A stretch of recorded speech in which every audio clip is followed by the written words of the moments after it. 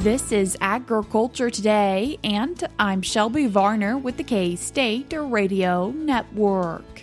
Jane Schuh, Associate Dean of Research and Graduate Programs for K-State's College of Agriculture and Director for the Kansas Agriculture Experiment Stations, begins today's show with a recap on research and extension in 2025. She continues the show with sharing what she is excited for with the new facilities at K-State. Jane also says what she is ready for in 2026. K-State Horticulture Extension Specialist Cynthia Domenghini ends the show explaining how to maintain a compost pile throughout the winter. That and more is coming up ahead.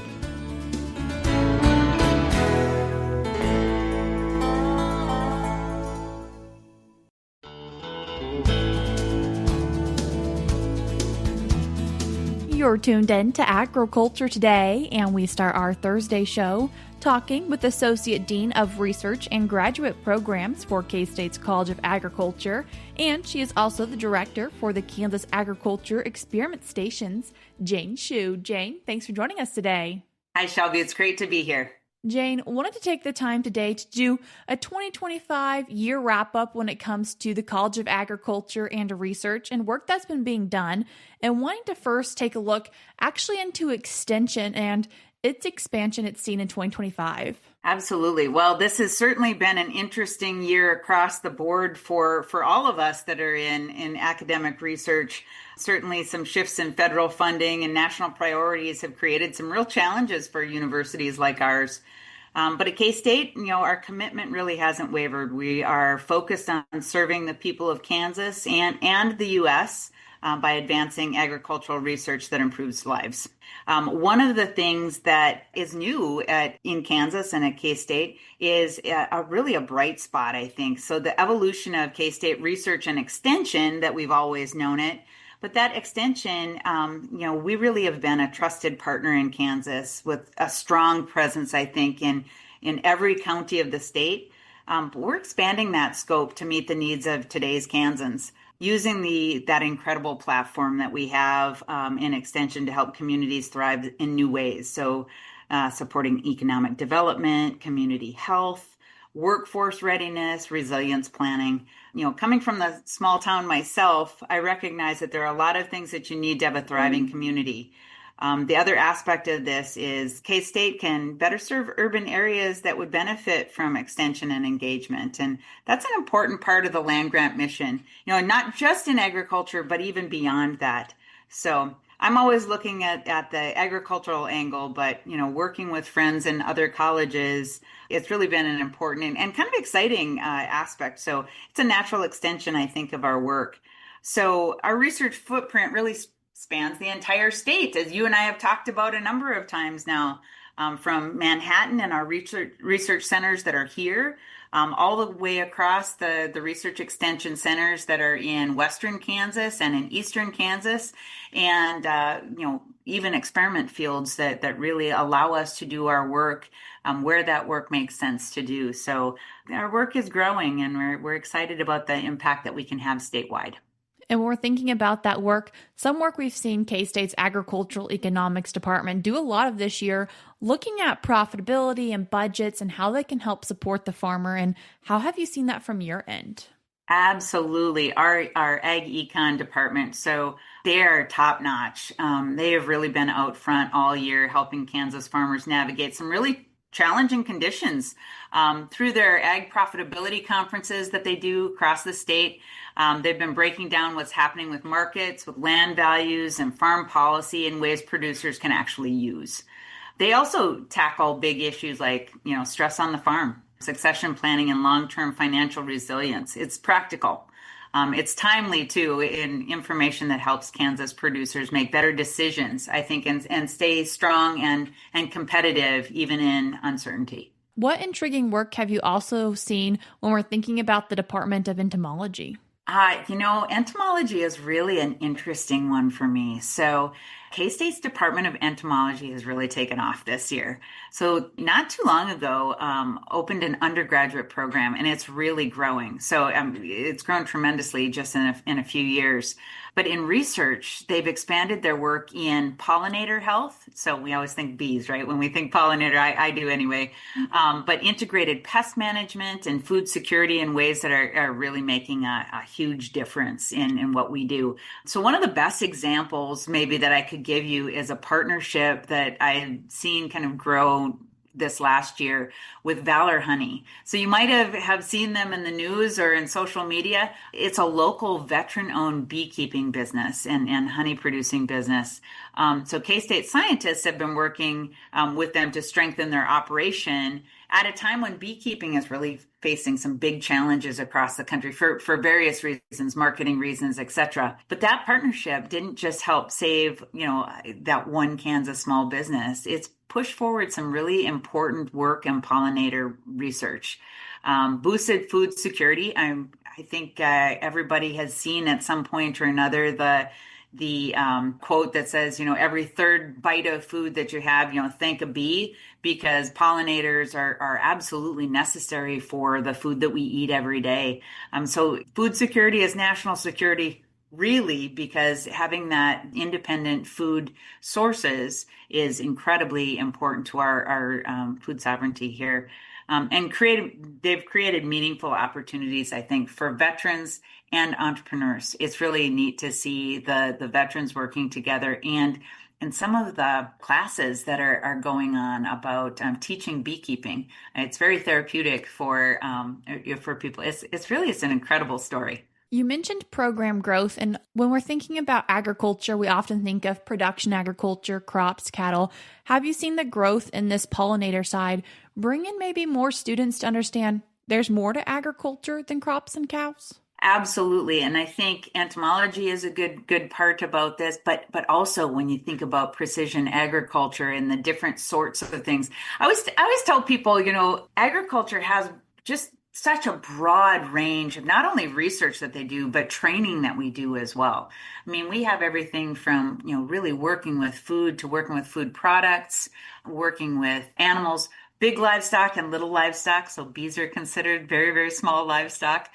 But all the way across to even the social sciences of economic development that we have in ag econ, that is really such a critical part of our ecosystem, not only for the state of Kansas, but really for the nation. So yeah, I have a kid actually I have two kids that are going to K-State, but one that started in agronomy this year. And it's really neat to see that, gosh, this is a place that I can be successful in, an area that really interests me. And when we look back at 2025 for K-State's College of Agriculture, we'd be remiss to not mention some ribbon cuttings and big buildings that have been opened up. Oh man, so some ribbon cuttings and big buildings that have been opened up. The Bilberry is beautiful. It's just amazing. But we have on the horizon too some new things. So another major milestone is the just tremendous progress on the Global Center for Grain and Food Innovation. So this facility is, if you haven't driven through campus in Manhattan, it is really worth a turn through. It's beautiful. The facility will position Kansas as a global hub that brings together food science, so grain, dairy, meat sciences, all in one spot. Food safety, value-added food innovation. It's designed to connect researchers and industry partners, and importantly, students, to solve real-world challenges in food production and processing, and will be the home of Call Hall Dairy Bar. So we will have Call Hall ice cream back in hopefully not too long a time. So, K-State really leads the nation in grain science research and was recently named the #1 college for animal science by collegeraptor.com, which is pretty cool. That's hot off the presses. But I think this center is going to do so much to amplify what we're doing already and really bring a focus to what we're doing in food. So very excited about that, and excited for that connection between industry, research, and the training that we do, across the university and agriculture. Is the Value Added Foods Lab also seeing some updates? Yes.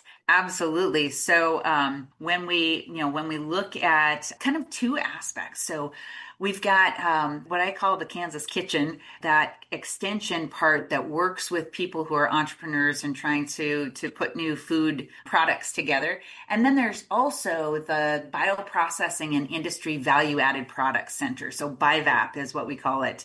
That's another one of those ones that's on the horizon. We are looking at reimagining what that building can enable for us and really trying to grow new and reinforced established public-private partnerships to support pet food technology. We're in a great spot to do pet food, feed technology. So we've got a new associate's degree in feed technology that I'm very excited about, and the food technology sectors as well. So perfectly placed to leverage just really a world-class research feed mill. That new associate's degree that I talked about. We have a K-State flour mill that's right there. The International Grains Program. I mean, talk about feeding the world, along with really collaborative programs with Kansas Wheat. So looking at both the Kansas Wheat Alliance that helps market our Kansas varieties, and the Kansas Wheat Innovation Center that really is a hub for incredible collaboration across the U.S. in wheat research. But that updated building will really allow us to expand collaborations with areas not only in plant science, but also animal health and animal science with our College of Vet Medicine and looking at vaccine technologies. We've got some fantastic vaccine researchers that are working in vet med that are going to be working, side by side in that BIVAP reimagined as well. So pretty excited about that. That was Kansas State University's Jane Schuh. We're cutting to a short break now, but when we come back, we'll once again be joined by Jane as she continues her conversation.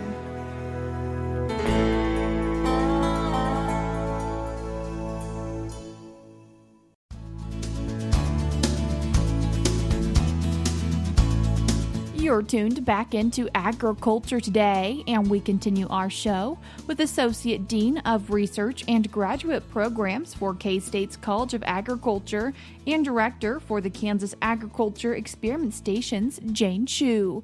Jane, we left off our last segment talking about some new buildings at Kansas State University. Another one to add to that list, a new swine research facility for swine research. Yes, absolutely. Our swine team is one of the best in the world. Swine nutrition, the K-State swine nutrition team is one of the most respected groups really in the world. We just opened the swine nursery, which is a new building. Again, world-class research that goes on there in swine nutrition. One of the things, and this is kind of a milestone because these two guys are just legacies in and of themselves, but we have two retirements that are coming at the end of this year, beginning of next year. Mike Tokash and Bob Goodband, who really have been at the forefront of that group of researchers that just functions as such a tremendous team. And they're going to be retiring. We will miss them sorely. But I tell you what, talk about leaving a legacy. They have fantastic facilities. They have fantastic students, and they have a fantastic group of researchers, and they've really thought about who comes next and brought in some of the best people that you would ever want to work with. So I think the future is still bright there. But gosh, what a fantastic group. We also have some new on the horizon building for beef cattle. We're looking at the Lau Beef Cattle Research Center. And this is going to be named for Doug Lau. So you may or may not know there is already a feed yard on North Campus, but really it has outlived its usefulness by a bit, and so we're rebuilding that and really putting in some state-of-the-art buildings and equipment, hopefully. So a feed yard, a feed mill for ruminant nutrition, and a metabolism barn to really be able to look more closely at an individual animal. And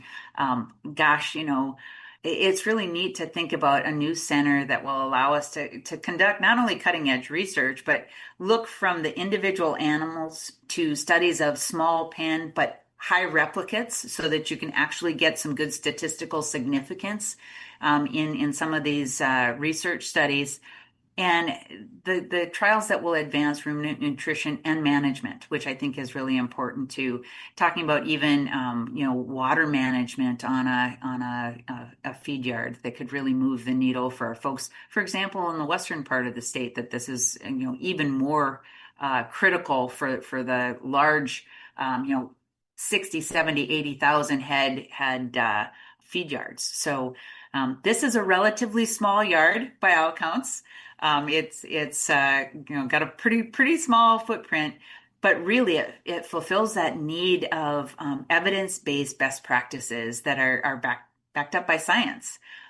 So really builds on a long-standing leadership in beef and dairy cattle research and strengthens our ability to support the state's top agricultural commodity in beef. So somebody told me the other day that they were someplace else and, oh, they had the best steak ever. I said, blasphemy, you take that back. You're from Kansas. We do beef really well in Kansas. As you've seen K-State and the College of Agriculture grow and develop, do you see students more excited to come to K-State and try out these new technologies of what's being put in? Absolutely.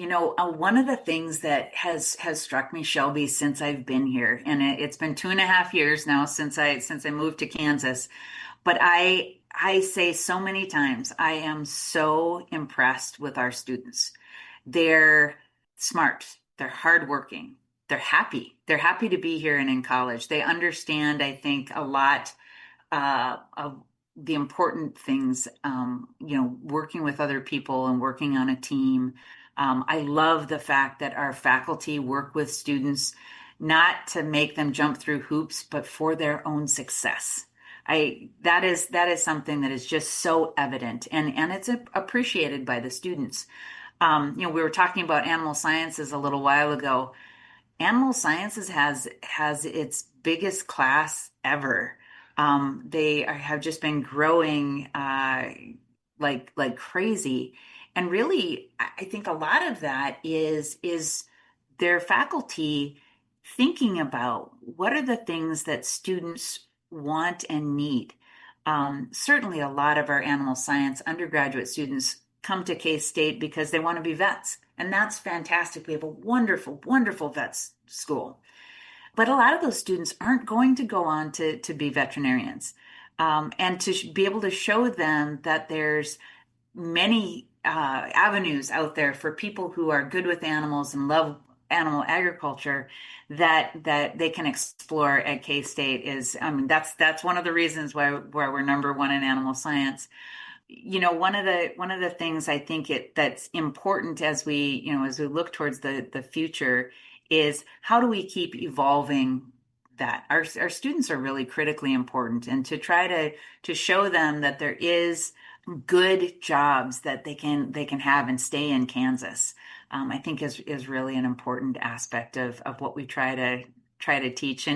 And for me, kind of coming from the research angle, looking at how an undergraduate research experience can really enhance that connection to where do I go next? What comes next?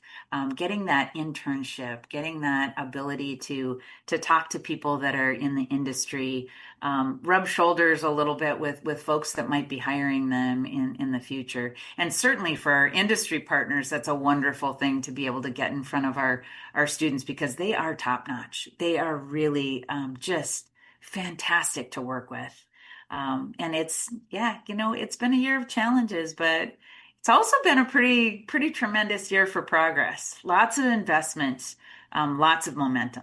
Kansas agriculture is strong, and K-State is proud to stand alongside our producers and our communities and our industry partners, as we build that future. So very grateful for the support that we get across the state and from the state, and we're really excited for what's ahead in the next year. As we do round out 2025 and look into 2026, what are you excited for? I'm excited for this. So we've talked about the Ag Innovation Project, which really has been buildings. And we've had some tremendous buildings. We didn't even touch on the Agronomy Research Innovation Center, which is another huge area that we're investing in. But across all of the sectors that we do and the wide range of agriculture that we do, ag innovation has been these buildings. And now for next year, the thing that's really exciting to me is as those buildings come online, what does that enable us to do? And really, we're talking about kind of rebranding our research as ag innovation, because when I talk about the agricultural experiment station, few people know actually what that is or what that means. But people can see that agricultural innovation is what we do at K-State, and we're really proud of that. We are well positioned. We have pride of place. We have a lot of support from our people across the state and really across the country. I'm very excited to see how those facilities and how we can continue to build on that momentum for facilities, but how that will enable us to bring in the best faculty, more students, best programs for teaching and training those students, and really the return on investment for the state that has invested in us. If people are wanting to stay up to date with what's happening in K-State's College of Agriculture or Extension, what's the best way for them to do that? There's great ways to do that. You can always jump online for our K-State. We have a weekly newsletter that kind of goes out for everybody. But there's also stay in touch on social media. Get in touch with your department that you're interested in. We've got some really good social media contact there. The college has a social media page as well. But there's also any of the faculty, any of the extension faculty, we love to talk about what we do. So I would be surprised if a neighbor doesn't have some sort of connection to K-State. Spread the word and ask, because we sure love to talk about the good things that we do. And I would be remiss if I didn't say, we are still raising money for the new Beef Cattle Research Center. So if anyone would like to send a Christmas present to the Animal Sciences and Industry Department, I can certainly give them the contact information for the department, and we've got some great folks that'll help them with that. So we are just so pleased to be serving the people of this state. Jane, I appreciate you taking the time to join us today. Thank you very much, Shelby. It's always a joy to talk to you. That was Associate Dean of Research and Graduate Programs for K-State's College of Agriculture and Director for the Kansas Agriculture Experiment Stations, Jane Schuh. If you'd like to find out more information about K-State's College of Agriculture, you can follow the links in today's show notes on ag.k-state.edu. We're cutting to a short break now, but we'll be right back.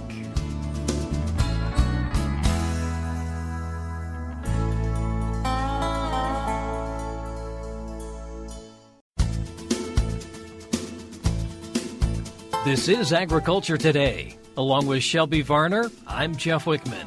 As the weather continues to turn colder across the state, those with compost piles will eventually need to do some maintenance. However, not very much. K-State instructor and horticulture extension specialist Cynthia Domenghini discusses what to do and not do with compost piles this winter. Cynthia, for those who have a compost pile, there are some things that they really need to think about as we turn to that colder weather. Right. Yeah, some people are under the impression that during the winter months that composting stops. And it doesn't. The compost pile will continue the decomposing process, but it does slow down with the colder temperatures. But inside the compost heap, the temperature is going to stay much warmer than the outside. So one of the important things to remember is during the winter, you don't need to do the task of flipping or turning your compost pile, because what would happen if you do that is you're going to break up that nice warm center and you're going to expose it to the cooler weather, and ultimately you're actually slowing down the decomposition even more. So that decomposition then continues. Exactly. It'll continue through the winter unless the pile freezes, which may happen periodically throughout the winter. But as the pile freezes and thaws, that process also contributes to the decomposition. So it's a good thing that's going on. And we can actually continue to add compost to the pile? Sure, yeah. You can add to the compost through the winter. Some things to be aware of is, like I said, it's going to be a slower process. So anytime you can shred up the organic material you're adding, that's going to be beneficial. Also, if you're adding food scraps, be aware that they're going to decompose very, very slowly. And so if you're just tossing them on top of the pile, you may be creating a problem by attracting wildlife to your compost heap. Something you might want to consider if you're going to add the food scraps is actually digging them into the pile a little bit and burying them inside. Or you place the food scraps on the pile and then cover them with a layer of other waste like leaves or some other kind of organic matter.